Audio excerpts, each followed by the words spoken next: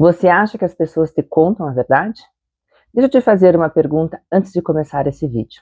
Pense em alguém próximo a você. Pode ser um filho, um parceiro, um colaborador, alguém da sua equipe.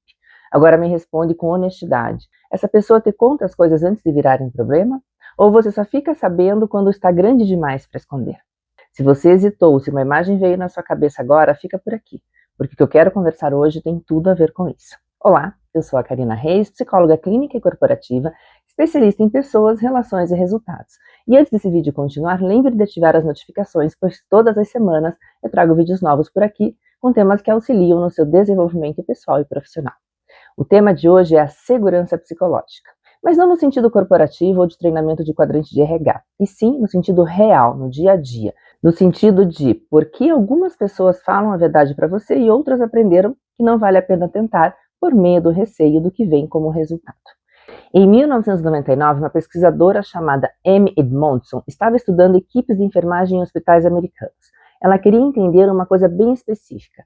Equipes mais coesas cometiam menos erros médicos? Fazia sentido?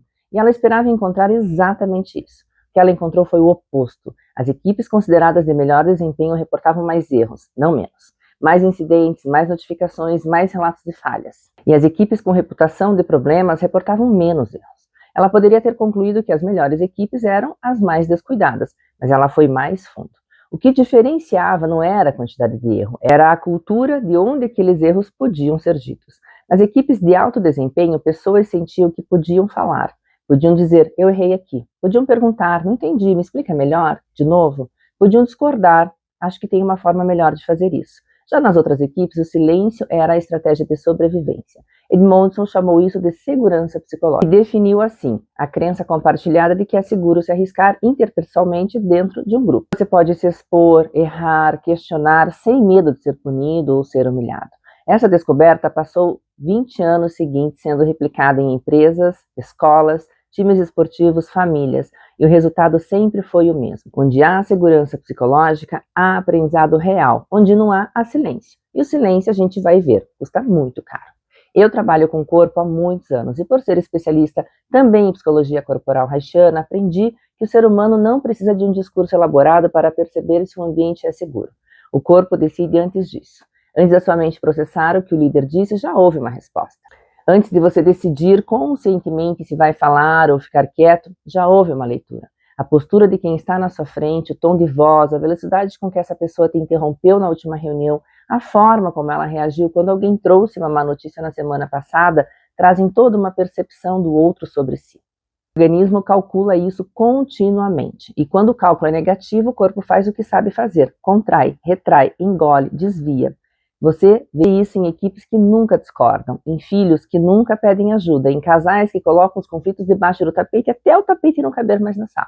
O ser humano aprende rapidamente onde pode se mostrar e onde precisa se proteger. E aprende observando uma coisa só, como você reage quando algo dá errado. Christopher Dejoux, psicodinamicista francês que estudou o sofrimento no trabalho por décadas, escreveu algo que eu vejo todo dia no consultório e nas empresas em que eu estou.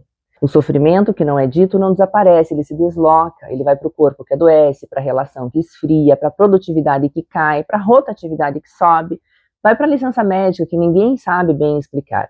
Mas antes de chegar em tudo isso, ele passou muito tempo sendo silenciado, sendo carregado por alguém que achou que não era seguro falar. Eu fico aqui pensando, quantas conversas não aconteceram dentro de organizações que poderiam ter mudado todo um rumo. Quantas ideias foram engolidas antes de serem ditas, quantas saídas foram tomadas sem que o líder soubesse o real motivo. E fico pensando também, quantas vezes isso acontece dentro de casa, as relações esfriam e se afastam, porque a dinâmica é idêntica. A criança que aprendeu que os problemas escolares não podem ser ditos porque a reação é sempre pior do que o problema. O parceiro que deixou de trazer certas conversas porque a última vez não valeu a pena. A pessoa que carrega sozinha porque não encontrou espaço seguro no lugar onde deveria encontrar auxílio. Você já deve ter dito em algum momento da sua vida por que tem uma porta aberta. Para a sua equipe, para seus filhos, para as pessoas próximas, porque ela aberta convida a entrar. É provável que você nem acredite nisso e nem tenha parado para refletir sobre, então fica o meu convite. A segurança psicológica ela não se mede na intenção, ela se mede na percepção. E a percepção ela é construída por momentos muito específicos. No momento em que alguém traz uma má notícia, você explode. no momento em que alguém discorda de você na frente de outras pessoas e você se constrange ou constrange, no momento em que alguém erra e a sua primeira resposta é atribuir culpa. Esses momentos ficam e eles ficam na memória do outro como dados, como evidências de que naquele ambiente não é seguro falar e nem ser quem se é, na sua melhor versão ou na sua versão mais sensibilizada. E a partir daí o ambiente muda, não de forma dramática, mas de maneira muito sutil. As pessoas começam a se reportar menos e a concordar mais rápido, a evitar os assuntos que sabem que você não quer ouvir, ou que tem dificuldade de lidar. E você do outro lado achando ali que está tudo bem, né? Não tem problema, ninguém está falando nada, está tudo em perfeita ordem. Isso me leva a uma pergunta que eu faço com frequência nos processos que eu acompanho com líderes e indivíduos.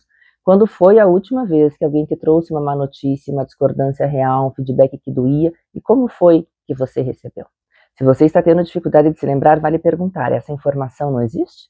Ou ela simplesmente não está chegando até você?